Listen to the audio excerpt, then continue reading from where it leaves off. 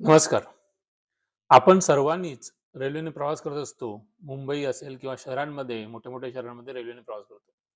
Railway स्टेशनला आपण पाहिलेलं असेल, की दादर असेल, मुंबईतले स्टेशन दादर, ठाणे, बोरिवली असेल, अंधेरी असेल, तर ह्याच्यावरती स्टेअरकेस आहेत, म्हणजे शिड्याच आहेत. वरती जायचं, ब्रिजवर चढायचं असेल, एका प्लॅटफॉर्मवर दुसऱ्या प्लॅटफॉर्मवर जायचं असेल, तर आपण शिड्यांचा वापर करतो.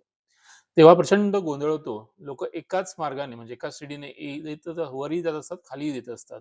प्रवास करत असतात, वर-खाली प्रवास करत असतात.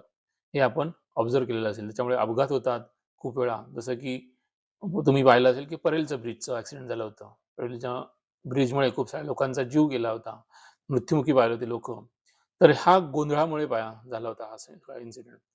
तर यामध्ये लिंच जर आपण पाहिलं, लिंचच्या माध्यमातून अ, जो प्रवास आहे किंवा हा जे अपघात होणारे अपघात आहेत गर्दीमुळे, हे कसे रेल्वे प्रशासनाने कमी केले, हे आपण लिंकच्या माध्यमातून पाहणार आहोत. तर त्यातलं आपलं प्रॉब्लेम स्टेटमेंट आपण समजून घेऊया.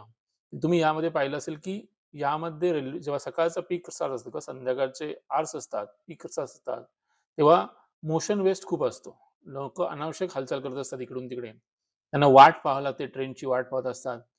त्यांच्यावरती जास्त ताण असतो. म्हणजेच काय असतं, की मुरी. ओव्हरबर्डन म्हणजे मुरी. प्रवासी एकाच वेळी बाहेर पडतात. जॉबला असेल, कोणी सर्व्हिसला असेल किंवा कोणी प्रवास करतात, ते एकाच वेळी बाहेर पडतात. आणि असमान फ्लो आहे. म्हणजे एका शिडीवरनं कधी जर दादरला तुम्ही खूप वेळा पाहिलं असेल, तर सकाळच्या वेळेला लोकांची गर्दी जास्त असते. तिथं उतरणाऱ्यांची लोकांची गर्दी जास्त असते. प्रवास करण्याची लोकांची गर्दी कमी असते. तर ह्याच्यामुळे अनइव्हन फ्लो असतो. तर ही जी सिस्टम सॉल्व्ह करायची असेल, तर ह्या लोकांना दोष देऊन चालत नाही. हा सिस्टमचा दोष असतो.